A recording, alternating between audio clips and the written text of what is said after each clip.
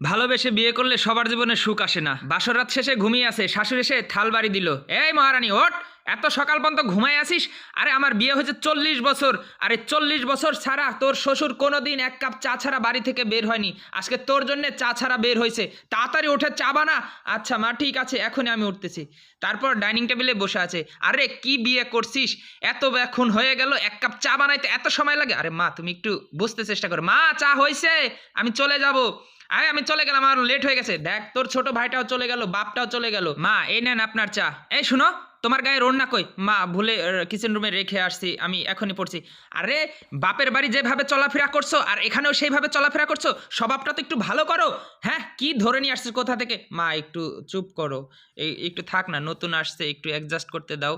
আচ্ছা ঠিক আছে, আমি ট্রাই করতেছি, ওকে বলবো সব কিছু বুঝিয়ে বা মানিয়ে চলতে। ঠিক আছে, আর এভাবে ক্যাচ ক্যাচ করো না মা, শুনতে খারাপ লাগে। পরের দিন আবার স্বামী চলে আসলো। এই শোনো, আমি না এভাবে আর চলতে পারবো না, ঠিক আছে? তুমি তোমার মতো চলতেছো, তুমি তোমার মতো অফিস করতেছো, সংসার করতেছো না। সংসার না করতে চাইলে তুমি আমাকে ডিভোর্স দিয়ে দাও। হ্যাঁ, এই ডিভোর্স নেওয়াটাই ভালো হবে, কারণ এভাবে আর চলতে পারে না। প্রত্যেক দিন ক্যাশ ক্যাশ খ্যাস খ্যাস, তুমিও চাকরি করবে আর আমিও চাকরি করব, তাহলে সংসার দেখাশোনা কে করবে? এর থেকে ভালো ডিভোর্স নিয়ে নেই। পাগল হয়েছো তুমি? ডিভোর্স নেব? কেন ডিভোর্স নেব? দরকার হয় আমার চাকরি ছেড়ে দিব, কিন্তু আমি কখনো ডিভোর্স নিব না। হ্যাঁ, তুমি একা একা চাকরি করবে আর আমি সংসার সামলাবো, তখন আর এমন ঝামেলা হবে না। তুমি এভাবে একটু মানিয়ে নিতে চেষ্টা করো, আমি তোমাকে ডিভোর্স দিতে পারবো না। আচ্ছা ঠিক আছে, তাহলে তুমি চাকরি ছেড়ে দিবা?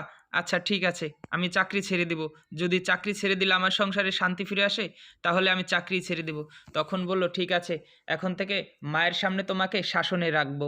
হ্যাঁ ঠিক আছে। তখন মার সামনে যায় ঝগড়া করতে যাই, তোকে আমি ছেড়ে দিব যদি তুই চাকরি না ছাড়িস। ঠিক আছে, তোমার মতো মেয়ের সাথে আমি সংসার করতে পারবো না, আজই ডিভোর্স দেবো। ঠিক আছে।